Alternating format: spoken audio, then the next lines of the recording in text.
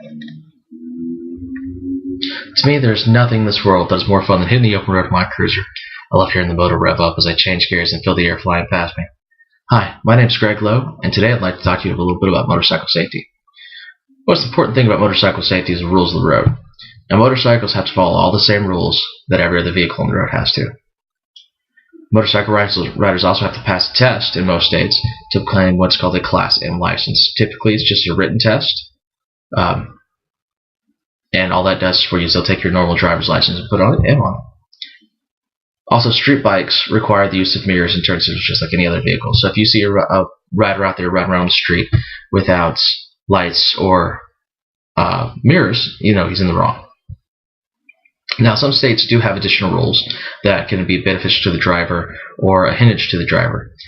In Nevada, motorcyclists can turn left at red lights if there's no traffic light, or traffic and light will not change. So what this is from is basically the weight plates that they use a lot of stoplights. So motorcycles typically aren't heavy enough to trigger these stoplights. So what they've done now is that as long as it's safe and the motorcyclist has waited an ample amount of time, they can make that left-hand turn without having to wait for the light itself.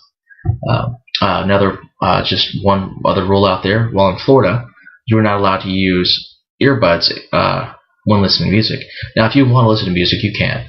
There's ways to get around that. There's helmets that have built-in speakers, or you can buy speakers and put them in your helmets. Also, a lot of the larger cruisers, some of the touring bikes, have built-in speakers with their music system. Now that you know some of the basic rules about riding, I'd like to inform you a little bit about some of the safety gear you should wear riding.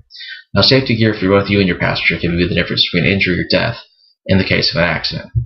So let's try to mitigate as much of that as possible.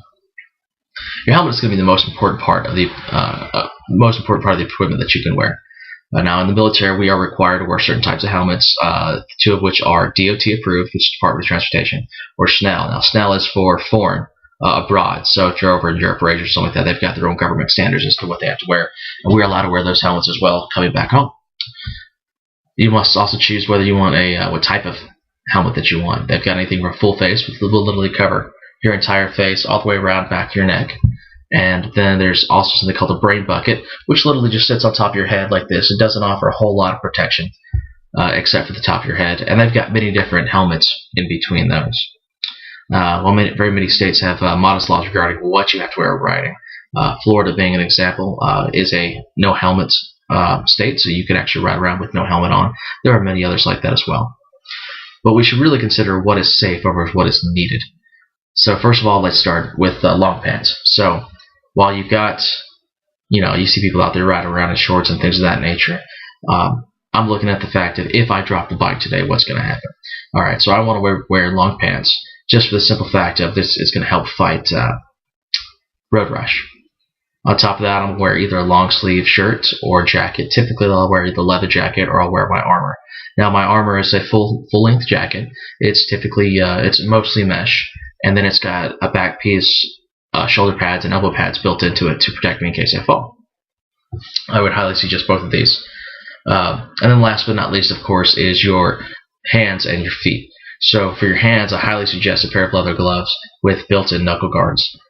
What that's going to do is once again help you with that road rash. If you've got to fall, you're not going to tear your hands up, hopefully, and the knuckle guards will help with help you keep them from breaking your fingers. Also, it'll help if anything gets picked up and thrown at your hands if you don't have any kind of guards on your handlebars from hurting your hands.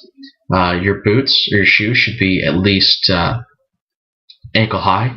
Those will help you to keep from rolling your ankle and things like that, or getting hurt once again, road rash, that kind. Now I'd like to share a few tips on watching for bikes on the road. So after riding for many years, I found it's much easier to know what to look for when I see another motorcycle on the road. Now when you see a rider, make sure to give them plenty of room. It is rather difficult to tell the speed of the rider and also how much distance you've got between you and them. So just make sure to give them the extra little cushion. And my fellow riders, remember that we don't own the road. Be safe, remember the other guys can't always see you. Riding motorcycle can be a very enjoyable pastime when done safely. Unfortunately, it is inherently dangerous, and one wrong move could end up very badly. When on the road, practice safe driving, both in your car and on the bike. Wearing the proper gear and following laws will make it much more enjoyable for everyone. Thank you.